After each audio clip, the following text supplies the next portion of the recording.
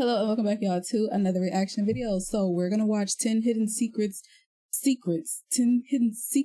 messages in WWE entrance theme. So y'all, without further ado, y'all about to hop straight into this video. So let's watch right now. Some of the most legendary WWE themes of all time have hidden meanings behind them. From a secret in-character message to the writer of the specific theme taking direct shots at Vince McMahon, it's only when these beloved themes are dissected that you realize their true meaning. Join us now as WrestleMania looks at 10 shocking secrets behind iconic WWE themes. Be sure to subscribe and hit that notification bell for daily wrestling videos, and follow us on Facebook for exclusive lists. Also check out our new channel, WrestleMania Shorts.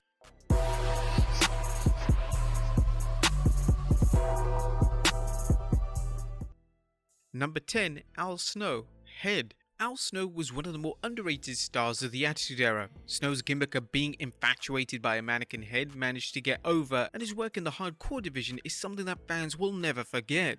Snow's theme song on the surface may feel somewhat basic, but the track has an ominous message. When played backwards, an unidentified woman says the line, "I'm the one in control." Listen here. Okay, I thought you. This has led to fans of Snow believing that this had to be a mannequin head come to life through Snow's theme song, and it's the mannequin's head's way of informing Snow that she is in fact the one in control of him. This is insanely creepy and makes you realize that Snow's gimmick and character went beyond being an outlandish and comedic wrestler. Number 9. Shinsuke Nakamura, Rising Sun. CFOs hit a home run when they produced Shinsuke Nakamura's Rising Sun theme. The song is incredibly memorable and allows fans to sing along throughout. During an interview that CFOs took part in with WWE, they revealed that the song is heavily inspired by video games such as Zelda, and it was the band's way of expressing their love for the art of video games in a theme song for a top WWE star. Whilst not a direct hidden meaning as such, it's interesting that the group went into producing the song with the idea of paying homage to a hobby and an interest outside of WWE.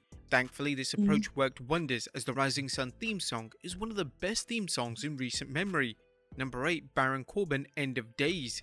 Jim Johnston has produced some of the most iconic and celebrated WWE themes of all time, and his last theme song for WWE was for Baron Corbin, and it was titled End of Days. This theme song is one of Johnston's best, and it was the perfect fit for Corbin's lone wolf persona.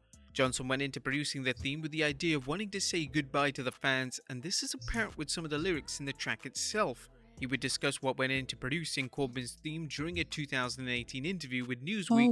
This is what the legendary figure had to say.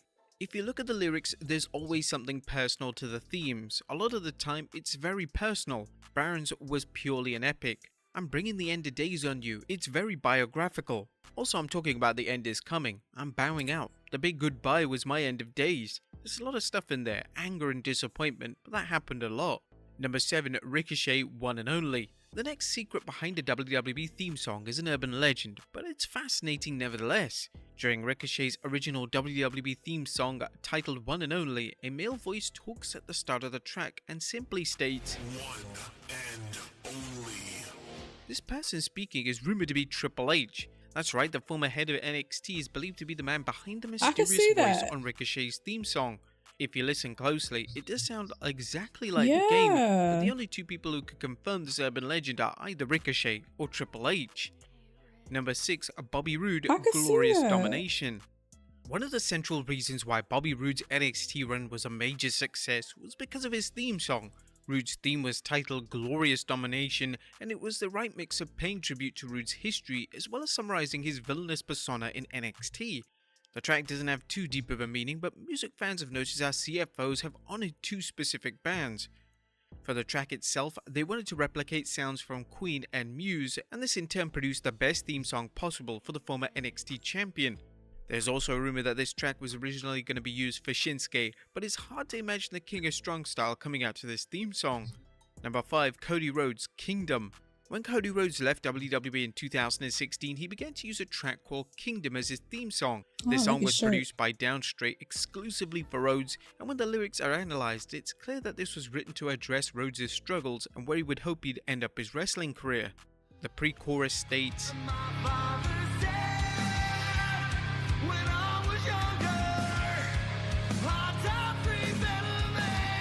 This is a direct reference to Dusty Rhodes' infamous Hard Times promo.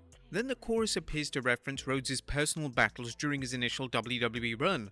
You took it all away, I give it all away. Can't take my freedom, here to change the game, a banner made of pain. I built my kingdom, now you bow to me. You took my dreams, but not my name. You'll follow me until the end. I am my kingdom. These words seem to reference how WWE didn't initially value Rhodes as a top star, but now that the shackles were off, he was going to change the game, which Rhodes did thanks to a successful run on the indie scene, as well as becoming one of the key players in the inception of AEW. That's definitely a message. Number 4, Triple H, My Time. That's crazy. When Triple H debuted the My Time theme song in 1999, it was exactly what was needed to give the game a song that made him appear to be a top main event level star in the company. The song discusses how the game is standing up for himself and he's overcoming overwhelming resistance. There's also a different reference to several key figures in WWE.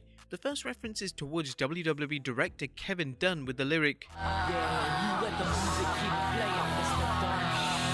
Dunn." This is the first time in WWE history that Dunn has been mentioned in a WWE theme song. He's mentioned again in the song with the lyric,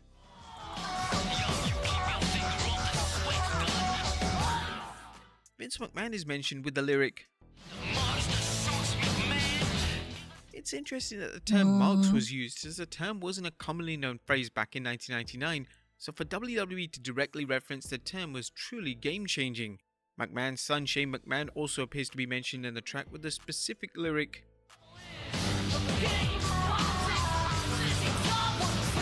The song stands out for all the right reasons. It was a masterpiece of production from Jim Johnston. I like this. I like that a lot. Fans consider this to be one of the greatest theme songs talking of about all the time. people at your job. Number 3, Gangrel Blood, theme. Brood I love theme that. song. That's, Gangrel and the Brood's theme song was one of the finest pieces of work Jim Johnston had ever delivered. The theme is still discussed over 25 years after its initial debut, and there's a reason why WWE still reuses the song whenever Edge adopts his Brood persona. Gangrel has revealed that the song has a rather creepy message behind it. When the intro of the song is played backwards, the lyrics say, I don't like stuff like this. This appears to be a reference to the Beatles, specifically Paul McCartney. There's an ominous theory that states that McCartney passed away in the 60s and that he was simply replaced by a lookalike, so the real Paul McCartney has been deceased for over 60 years, though this has never been proven. It could also just be a massive coincidence. Number 2, Vince McMahon, No Chance in Hell. Upon sitting down to write a theme song for Vince McMahon, Jim Johnston wanted to incorporate his real-life feelings towards his boss. Johnson, at the time of writing the song, was frustrated and upset with McMahon, and he truly felt like McMahon was invincible as a leader, and this truly came out in the lyrics themselves. Johnson would discuss the theme song during an interview with Vice, and this is what he had to say. When I was writing Vince's No Chance in Hell entrance theme, I'd been really upset with him about something at work. I found myself thinking, you've got no chance against this guy. He's got the power, the money, and in terms of pro wrestling, he was pretty much the only game in town. I had written the guitar groove much earlier, and I found myself singing no chance over that groove. Rather than a song about one man, I wanted it to be about the man.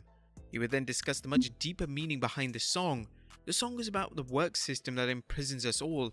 It's got a thrust of someone who's kind of like marching like they're kind of big I am. What I loved about Vince was how he liked to be surprised. He let me take risks, and if I surprised him with something and it was good, then he'd be delighted. But if it wasn't good, then boy, he would tell you about it. I will always class him as a friend. We were creating something entirely new, as the business Vince had brought from his dad didn't have any music for the wrestlers. Our work together radically changed things and made it so much more theatrical. I'll always be proud of that. And number 1, The Undertaker, Ministry of Darkness.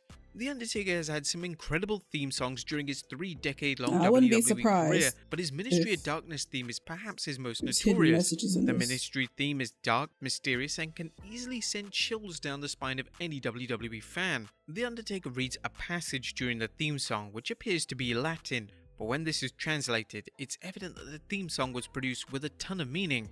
When translated, The Undertaker states, "Accept the Lord of Darkness as your savior. Allow the purity of evil to guide you." These aren't just generic lyrics in a WWE theme song. This was Taker's way of attempting to put a spell on the audience every time he played it. It was total genius. But there you have it, folks. 10 shocking secrets behind iconic WWE theme songs. Be sure to leave your comments down below, and I'll see you next time with some more. No. I've been possessed all these years and didn't even know it. The Lord is my savior. All right, y'all, let's go to this reaction. I'm gonna go take a purifying bath because I didn't know I was under a spell this whole time.